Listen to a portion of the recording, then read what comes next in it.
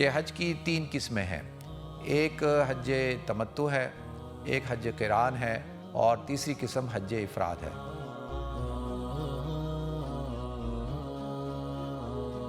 بسم اللہ الرحمن الرحیم، السلام علیکم ورحمۃ اللہ وبرکاتہ۔ ناظرین، آپ کو ایک دفعہ پھر پروگرام گفتگو میں خوش آمدید کرتا ہوں۔ ناظرین، ماشاءاللہ ذی القعدہ کا مہینہ رواں دواں ہے اور حج کے حوالے سے گفتگو ہو رہی ہے۔ پچھلے ویک بھی میں نے حج کے حوالے سے گفتگو کی اور بہت سارے حجاج کرام ماشاءاللہ تشریف لے جا رہے ہیں اور کئی دوستوں نے پروگرام کو پسند فرمایا۔ انہوں نے کہا جی ہم حج پہ جا رہے ہیں، ماشاءاللہ بہت شوق سے آپ کے پروگرام کو جو ہے ہم دیکھ رہے ہیں اور اس سے بہت کچھ ہم سیکھ رہے ہیں۔ تو بہت سارے لوگوں کا ایک سوال بہت ہی کامن تھا اور وہ یہ سوال تھا کہ ہم جو زیادہ تر لوگ ہیں جو حج سے کافی دن پہلے مکہ تشریف لے جاتے ہیں، تو عام طور پر وہ حضرات عمرے کا احرام باندھتے ہیں، تو پھر وہ عمرہ کرنے کے بعد احرام کو کھول دیتے ہیں اور پھر 8 ذی الحجہ کو دوبارہ سے وہ احرام باندھتے ہیں حج کا۔ تو ان کا سوال ہے کہ بھئی کیا ہمیں طواف قدوم کرنا ہوگا؟ اچھا، اور طواف قدوم کے بعد ہم اگر صحیح کر لیں تو کیا وہ صحیح جو طواف زیارت کے بعد، طواف زیارت کیونکہ حج کا رکن ہے، اس کے بعد کیا ہمیں دوبارہ صحیح کرنی ہوگی یا وہی صحیح ہمارے لیے کافی ہے؟ اور بہت سارے لوگوں نے کہا کہ جو ہم نے عمرے کے ساتھ صحیح کی تھی، کیا وہ صحیح ہمارے لیے کافی ہے یا ہمیں الگ سے صحیح کرنی ہوگی؟ لیکن ناظرین، سب سے پہلی بات بنیادی طور پہ ہمیں یہ سمجھنے کی ہے کہ حج کی 3 قسمیں ہیں۔ ایک حج تمتع ہے، ایک حج قران ہے اور تیسری قسم حج افراد ہے۔ حج تمتع اس کو کہتے ہیں کہ آپ پہلے عمرے کا احرام باندھتے ہیں اور آپ جا کے عمرہ کرتے ہیں اور عمرہ آپ مکمل کر لیتے ہیں، یعنی آپ نے طواف بھی کر لیا، صفا مروہ کی سعی بھی کر لی اور آپ نے حلق بھی کروا لیا یا قصر کروا لیا، بالوں کو کٹوا لیا اور آپ نے احرام کھول دیا اور آپ کا عمرہ مکمل ہو گیا۔ پھر آپ نے 8 ذی الحجہ کو دوبارہ سے احرام باندھا، حج کا احرام باندھا، تو اس کو کہتے ہیں حج تمتع۔ تمتع کا مطلب ہوتا ہے فائدہ اٹھانا، کیونکہ آپ نے ایک سفر میں عمرہ بھی کیا اور اسی سفر میں آپ حج کا احرام بھی باندھ رہے ہیں، تو لہذا اس کو ایک سفر سے آپ نے 2 فائدے اٹھائے، ایک عمرے کا اور ایک حج کا، اس لیے اس کو حج تمتع کہا جاتا ہے۔ اور اس کی قربانی کرنا واجب ہے۔ جب یہ حج کی قربانی ہوگی، حج تمتع حج قران دونوں کو جو افراد ہیں ان کو قربانی کرنا واجب ہے، وہ حج کی قربانی ہوتی ہے۔ اور اگر 15 دن سے زیادہ مکہ کے اندر ٹھہرے ہیں وہ لوگ حضرات، تو وہ مقیم ہو گئے اور مقیم ہونے کی وجہ سے ان کے اوپر جو قربانی ذی الحجہ کی قربانی ہے وہ بھی ان کے اوپر واجب ہوگی، پھر ان کو 2 قربانیاں کرنی ہوں گی۔ لیکن اگر کوئی شخص مکہ میں 15 دن سے کم ٹھہرا ہے تو پھر وہ مسافر ہے، اور مسافر کے اوپر حج کی قربانی نہیں، عید الاضحیٰ کی قربانی نہیں ہوتی۔ تو اب یہ جو شخص ہے اس کو کہتے ہیں اس نے حج تمتع کیا۔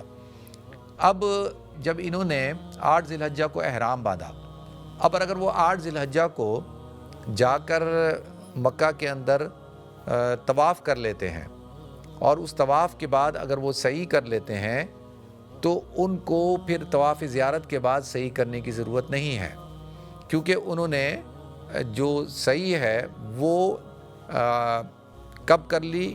انہوں نے اس طواف قدوم کے ساتھ صحیح کر لی، اور اب طواف زیارت کے بعد صحیح کی ضرورت نہیں، کیونکہ انہوں نے ایام حج کے اندر طواف کیا تھا اور اس طواف کے ساتھ جو ہے صحیح کر لی، تو اب ان کو طواف زیارت کے بعد صحیح کرنے کی ضرورت نہیں۔ لیکن وہ جو عمرے کے ساتھ جو صحیح کی تھی انہوں نے، وہ صحیح کاؤنٹ نہیں ہوتی، کیونکہ وہ صحیح تو عمرے کے واجبات میں سے ہے، تو وہ صحیح طواف زیارت کے لیے کاؤنٹ نہیں ہوگی، بلکہ اس کے لیے آپ کو 8 ذی الحجہ کو طواف کرنا ہوگا۔ اب اگر کوئی شخص جو ہے بغیر طواف کیے جا کر صحیح کر لے تو کیا اس کی وہ صحیح کاؤنٹ ہوگی؟ نہیں، اس کی صحیح کاؤنٹ نہیں ہوگی، اس لیے کہ صحیح جو ہے وہ طواف کے تابع ہوتی ہے، اس سے پہلے جو ہے وہ طواف کرنا ضروری ہوتا ہے، تو لہذا اس نے کیونکہ طواف نہیں کیا تو یہ طواف کے بغیر صحیح کرے گا تو وہ صحیح کاؤنٹ نہیں ہوگی۔ اچھا، اب یہ طواف قدوم جو ہے وہ سنت ہے، یعنی ان لوگوں کے لیے جو صرف حج افراد کر رہے ہوں۔ حج افراد کا مطلب یہ ہے کہ انہوں نے احرام باندھا اور حج کا احرام باندھا ہے، انہوں نے عمرہ نہیں کرنا، تو اب جب وہ مکہ پہنچتے ہیں تو مکہ پہنچنے کے بعد وہ صرف طواف کریں گے، اور یہ طواف جو ہے وہ سنت ہے، نہ فرض ہے نہ واجب ہے۔ اور جو 8 ذی الحجہ کو احرام باندھ کر طواف کرتے ہیں، تو کیونکہ اس کو طواف قدوم تو اس لیے نہیں کہا جائے گا کہ انہوں نے وہ عمرے کا طواف کر لیا اور وہی طواف قدوم کے قائم مقام ہو گیا، لیکن یہ ایک سنت نفل طواف ہوگا۔ اور اچھا، اب اس طواف کے اندر جس کے بعد صحیح ہوتی ہے، اس میں آپ کو استباء کرنا ہوگا، یعنی طواف کے 7 چکر کے اندر۔ استباء کیا ہوتا ہے کہ اپنے دائیں کندھے کو ننگا کرنا کیا آپ نے احرام باندھا اور اس میں آپ نے اپنے دائیں کندھے کو ننگا کر دیا، یعنی بغل کے نیچے سے آپ احرام کو لیا ہے اور یہ جگہ آپ کی کھلی بھی ہے، اور یہ جگہ آپ نے احرام کے ساتھ ڈھانپی نہیں، سیدھا جو کندھا ہے آپ کا، اس کو استباء کہا جاتا ہے۔ اور یہ 7 چکر میں ہوگا۔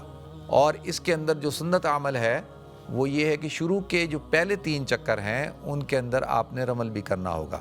رمل کہتے ہیں کس کو، یعنی اپنے سینے کو تان کر اور تیز تیز چلنا، دوڑنا، اور یعنی ایسا لگے کہ جیسے آپ سینہ تان کر اکڑ کر چل رہے ہیں اور دوڑ کر چل رہے ہیں۔ تو یہ پہلے 3 چکروں میں ہوتا ہے، پورے 7 چکروں میں نہیں، شروع کے 3 چکروں میں۔ استباء 7 چکر میں ہوگا۔ اور پھر جب آپ نے طواف کر لیا تو طواف کرنے کے بعد آپ جب مقام ابراہیم پہ 2 رکعت طواف کے پڑھتے ہیں تو اس وقت میں آپ کو استباء ختم کرنا ہوتا ہے۔ پھر آپ نے احرام کو پورے جسم پہ ڈال لینا ہوگا۔ پھر یہ جو ہاتھ ہے اس کو ننگا رکھنے کی ضرورت نہیں ہے، کھلا رکھنے کی ضرورت نہیں ہے۔ تو بہت سارے لوگ ایسا کرتے ہیں کہ جی وہ نماز بھی اسی حالت میں پڑھ رہے ہوتے ہیں، اور پھر وہ جب صحیح کرنے کے لیے جاتے ہیں تو صحیح بھی اسی حالت میں کر رہے ہوتے ہیں۔ تو صحیح کے اندر استباء کرنے کی ضرورت نہیں ہے۔ تو یہ بات ہمیں ذہن میں رکھنی ہے۔ اور وہ اس وقت اتنا رش ہوتا ہے اور اتنا زیادہ مجمع ہوتا ہے کہ اور بندہ بہت زیادہ دم اس کے ذہن سے بھی نکل جاتا ہے۔ تو اس لیے کہا جاتا ہے کہ بھئی اپنے حواس کو آپ کنٹرول میں رکھیں اور کوشش کریں کہ ان چیزوں کا آپ نے خیال رکھنا ہے۔ یعنی ایسا نہ ہو کہ آپ، بہت سارے لوگ جو ہے وہ استباء کرنا بھول جاتے ہیں، بہت سارے لوگ رمل کرنا بھول جاتے ہیں، اور جو ہے وہ دوڑنا بھول جاتے ہیں۔ تو اس چیز کا پھر وہ جب طواف شروع کیا جاتا ہے تو حجر اسود سے استلام کر کے شروع کیا جاتا ہے، بہت سے لوگ وہ بھول جاتے ہیں۔ اور پھر صحیح جو شروع کی جاتی ہے، صحیح بھی جو ہے حجر اسود کے استلام سے شروع کی جاتی ہے، وہ بھی بھول جاتے ہیں۔ اور صحیح کے جو چکر ہیں وہ صفا سے شروع ہو کر مروہ پہ 1 چکر، پھر مروہ سے صفا 1 چکر، اس طرح سے چکر کاؤنٹ ہوتا ہے۔ بہت سے لوگ جو ہے وہ صفا سے چکر شروع کرتے ہیں مروہ، پھر مروہ پہ پہنچ کے صفا، تو صفا سے صفا 1 چکر کاؤنٹ کرتے ہیں۔ تو وہ تو پھر گویا کہ انہوں نے 14 چکر لگا لیے، اور وہ صحیح ان کی بہت لمبی ہو جاتی ہے، کیونکہ ان کے علم میں نہیں ہے، بہت سارے لوگوں کی نالج میں یہ بات نہیں ہوتی ہے۔ تو اس لیے یہ بہت اہم باتیں ہیں اور ان باتوں کا ہمیں خیال رکھنا ہوتا ہے۔ تو لہذا اب جیسے میں نے عرض کیا کہ اگر آپ نے 8 ذی الحجہ کو احرام باندھا، کیونکہ 8 ذی الحجہ کے دن آپ نے جو کرنے کا کام ہے، جو 8 ذی الحجہ، 9، 10، 11 اور 12، یہ 5 دن ہے نا اصل میں حج کے 5 دن۔ اور اگر آپ 13 کی رات کو اگر صبح صادق تک آپ ٹھہر گئے مینا میں، تو پھر آپ کو 13 کی رمی کرنا بھی آپ پر واجب ہو جاتی ہے۔ تو اصل میں تو 5 دن ہے، اگر 13 تک آپ ٹھہر گئے تو پھر وہ 13واں دن بھی شامل ہو جائے گا، تو پھر وہ 6 دن ہو گئے۔ تو 8 ذی الحجہ کو ظہر سے پہلے مینا پہنچنا ہوتا ہے۔ تو اگر آپ نے صبح احرام باندھا اور احرام باندھنے کے بعد آپ نے جو ہے وہ طواف کر لیا، اور طواف کے بعد اگر آپ نے صحیح کر لی ہے تو پھر آپ کو طواف زیارت کے بعد صحیح کرنے کی ضرورت نہیں ہے۔ یہ ایک آسانی بھی ہے، اور اس سے کیونکہ طواف زیارت کے بعد رش بہت زیادہ ہوتا ہے اور صحیح میں ٹائم بہت لگ جاتا ہے اور ازدحام بھی بہت زیادہ ہوتا ہے، تو اس تکلیف سے، مشقت سے بچنے کے لیے اس طریقے سے آپ کر سکتے ہیں۔ تو 8 ذی الحجہ کے دن کے کرنے کے کام یہ ہوتے ہیں کہ بھئی آپ نے ظہر سے پہلے آپ نے مینا پہنچنا ہے، اور آپ نے ظہر کی نماز مینا کے اندر پڑھنی ہے، ظہر، عصر، مغرب، عشاء اور فجر کی نماز۔ اب یہ 5 نمازیں آپ کی کہاں پہ ہوں گی؟ یہ آپ کی 5 نمازیں مینا کے اندر ہوں گی 8 ذی الحجہ کی۔ اور پھر آپ نے 9 ذی الحجہ کو آپ نے فجر کے بعد آپ نے نکلنا ہے کدھر؟ جو حج کا رکن اعظم ہے، وقوف عرفہ، یہ رکن اعظم ہے۔ اگر کسی کا وقوف عرفہ چھوٹ گیا تو اس کا حج نہیں ہوگا۔ تو آپ نے نکلنا ہے، اور وقوف عرفہ جو شروع ہوتا ہے اس کا وقت وہ زوال سے لے کے جو سنت اور مستحب وقت ہے وہ تو مغرب تک ہے. مغرب کے فوراً بعد آپ کو عرفات سے نکلنا ہوگا. اور اگر کوئی شخص کہیں اسٹک ہو گیا, کہیں پھنس گیا, کہیں نہیں آ سکا, اور اگر وہ صبح صادق سے پہلے عرفات میں آ جاتا ہے تو اس کا وقوف ادا ہو جائے گا. ٹھیک ہے, تو اب 9 ذی الحجہ کو کیا کرنا ہے؟ صرف 9 ذی الحجہ کو آپ نے عرفات کے میدان میں پہنچنا ہے, اور وہاں پہ آپ نے امام کے ساتھ اگر آپ نماز پڑھ رہے ہیں تو آپ ظہر اور عصر ملا کر پڑھیں گے, اور اگر آپ امام کے بغیر پڑھ رہے ہیں یعنی اپنے خیمے کے اندر پڑھ رہے ہیں تو آپ ظہر کے وقت میں ظہر کی نماز پڑھیں گے اور عصر کے وقت میں عصر کی نماز پڑھیں گے. لیکن اگر آپ امام کے ساتھ جو حج کا جو امام ہے جنہوں نے حج کا خطبہ دیا ہے آپ نے ان کے ساتھ نماز ادا کرنی ہے تو پھر آپ جمع بین صلاتین کریں گے, یعنی ظہر کے وقت میں ظہر اور عصر ملا کر پڑھیں گے. ٹھیک ہے جی, جیسے میں نے عرض کیا بہت سارے لوگ اس میں غلطی کرتے ہیں کہ وہ اپنے خیموں میں بھی جمع بین صلاتین کرتے ہیں. تو خیموں کے اندر یہ کام نہیں کرنا. اگر آپ اپنی جماعت کر رہے ہیں یا اکیلے پڑھ رہے ہیں اپنی جماعت کر رہے ہیں تو اس وقت میں ظہر کے وقت میں ظہر اور عصر کے وقت میں عصر. اور ایک چیز جو 9 ذی الحجہ کو سورج غروب ہوتے ہی آپ نے عرفات کے میدان سے نکلنا ہے. جیسے ہی سورج غروب ہوگا آپ عرفات کے میدان سے نکلیں گے, اور آپ نے اس دن مغرب کی نماز کو ادا نہیں کرنا بلکہ مغرب کی نماز آپ نے مزدلفہ میں ادا کرنی ہے عشاء کے وقت میں, اور مغرب اور عشاء کی نماز وہاں پہ آپ نے پڑھنی ہے. تو یہ اس بات کا بھی ہم نے خیال رکھنا ہے کہ جو ہے مغرب کی نماز آپ نے اس دن ادا نہیں کرنی ہے, عرفات سے فوراً نکلنا ہے سورج غروب ہوتے ہی, اور مزدلفہ پہنچنا ہے. مزدلفہ کے اندر آپ کا قیام ہوگا, وہاں پہ رات کو آپ نے عشاء کے وقت میں مغرب اور عشاء کی نماز کو جو ہے وہ جمع کرنا ہے.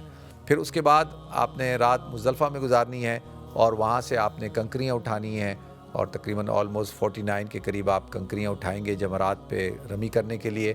اور پھر وہاں کا جو وقوف شروع ہوتا ہے ناظرین وہ شروع ہوتا ہے 10 ذی الحجہ کی صبح صادق کے بعد. صبح صادق کے بعد وقوف شروع ہوتا ہے, اور سورج طلوع ہونے کے ساتھ آپ نے مزدلفہ سے نکلنا ہے اور آپ نے منی آنا ہے, اور منی آ کر آپ نے پہلے جو جمرہ ہے اس کی جو ہے رمی کرنی ہے, صرف ایک جمرے کی. ہمارے پروگرام کا وقت بالکل اپنے اختتام کو پہنچ چکا ہے. انشاءاللہ آپ سے کل ملاقات ہوگی. اپنا خیال رکھیے گا, اپنی دعاؤں مجھے یاد رکھیے گا. السلام علیکم ورحمۃ اللہ وبرکاتہ.